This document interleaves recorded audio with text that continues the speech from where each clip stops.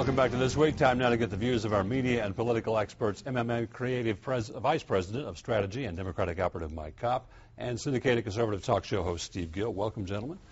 Big move by the President, big decision by the President this week we've been waiting on, kind of knew what he was going to say, and he did say that, going to be adding 30,000 U.S. troops to Afghanistan's forces.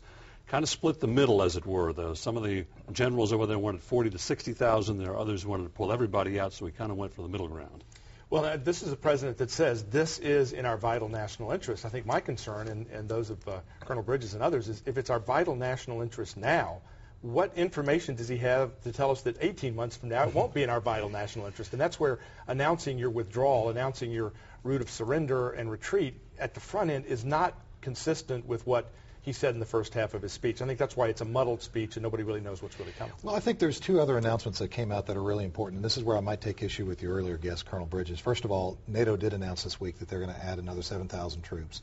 Plus, the other thing that was not reported very extensively is the fact the administration has announced a civilian surge as well. We're going to be sending a lot of people over there that have logistics people, people that understand security, people that also understand education and engineering and that kind of stuff, because this is a nation-building exercise.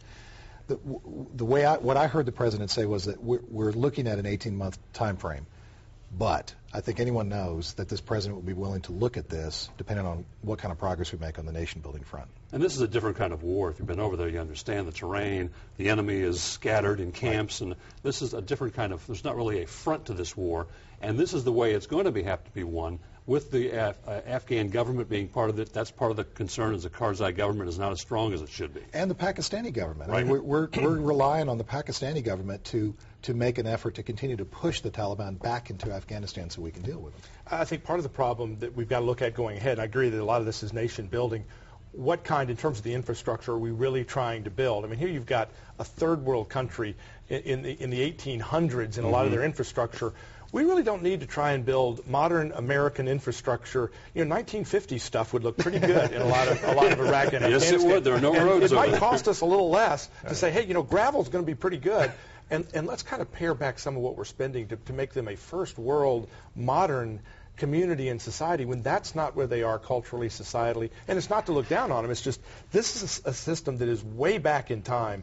And if we brought them up to the 1950s, that'd be a huge step. Do you think this is one of those moving targets? These are planned dates and hopeful dates as opposed to in concrete dates? I didn't hear concrete. I heard that we're going to look at begin withdrawing our troops, combat troops, July in 18 of 11. months. Right.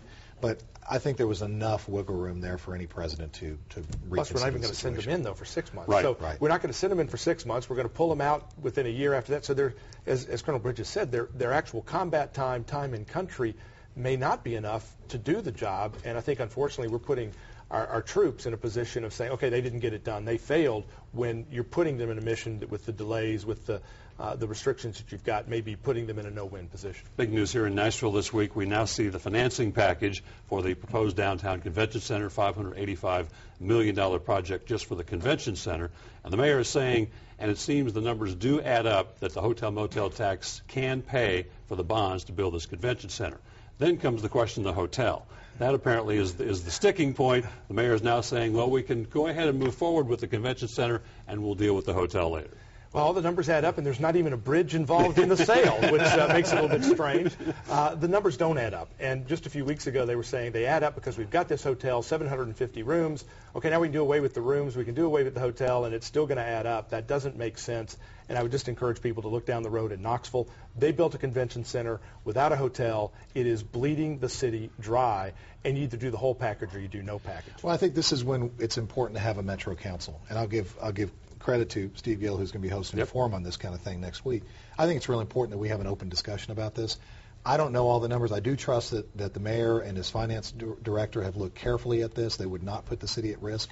But we do need to understand how all of a sudden a hotel does not matter. And I think that's a real important question. Here's my cynical look at it. They're saying 3 years to build a convention center, 2 years to build a hotel. So if they get the convention center project approved, they got a year's worth of construction to try to find the financing, private financing for the hotel project. Well, we also don't know how this medical mart piece fits into it as well. Are they buying that old convention center? Yet. Do we get $250 million or so from that? Can we put that into the convention center? Are we still going to own that?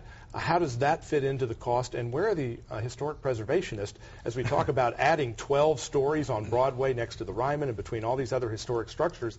A lot of the folks you would expect to be raising questions are not. Again, it's one of the reasons why on Tuesday from 6 to 8 p.m. at Union Station Hotel, we're hosting a town hall forum, inviting folks on all sides of the issue to come. We're going to have panel representatives on both sides of the issue. We've invited the mayor to come and open it up with sort of what's going on, and would encourage folks to come and join us at the Union Station Hotel, 6 to 8 p.m. Hear the plan, let your voice be heard, and we'll also air it on WLAC as well. It's an important project that looked for a long time like it was going down the tracks to passage, and it's been kind of moved off the tracks. This hotel aspect really is kind of the key aspect of this. Is the thing going to be successful or not? Another big issue here in Tennessee this week, budget shortfalls continue. Cover Kids Tennessee program halted new admissions. That's tough for people out there, especially kids who don't have any kind of coverage at all. Well, and again, it's going to be a tough year, and next year may be worse, as a lot of the budget shortfalls that we were anticipating in Tennessee were covered with some of the stimulus money. Other states have done worse. They spent the stimulus money on ongoing programs. We pretty much tried to avoid that in Tennessee. You've got states like California that are looking at like a $32 billion budget shortfall. We've only got a $21 billion or so budget in Tennessee. So there are going to be cuts. But as we listen to legislators say, look, we shouldn't cut any state employees, we got 10% unemployment in Tennessee. 10% of our workforce has been cut. The people paying the bills, the folks on the state side of government also ought to share in that. I think that's why it's important that the governor's doing what he's doing, which is having these open budget hearings and letting us begin that dialogue now and not waiting necessarily till the legislature comes back in session. A little bit of good news. National unemployment rate dropped this week from 10.2 to 10. Right. Not a lot, but that's a good sign if it's moving in the right direction. Right.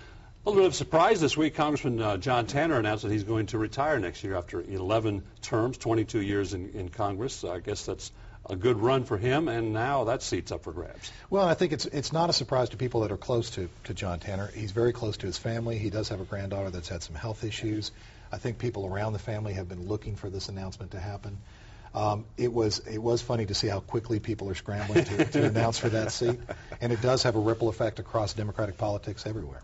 Yeah, you had Roy Herron drop out of the governor's race to immediately jump into the congressional race. Ward Kammick jumped out of the governor's race not to run for anything. So you had the Democratic side of the aisle on the governor's race kind of get cleared out. We were talking a little bit beforehand. If you're in that district and you're wanting to be congressman from the 8th congressional district, you better run when it's an open seat, because whether you're in a Republican district or a Democrat district, once somebody gets in, they tend to stay for a while. So if you're looking at being a congressman anytime in the next 20 years, you might ought to get in now. And a big question is, what is this district going to look like after reapportionment? Reapportionment, and hopefully it won't be too much different, but we expect that there will be some changes. That happens this year. And what kind of domino effect does it put in? I mean, you've got Doug Jackson and Lo Finney of Jackson, Tennessee, who've at least toyed with the idea of getting in along with Roy Herron.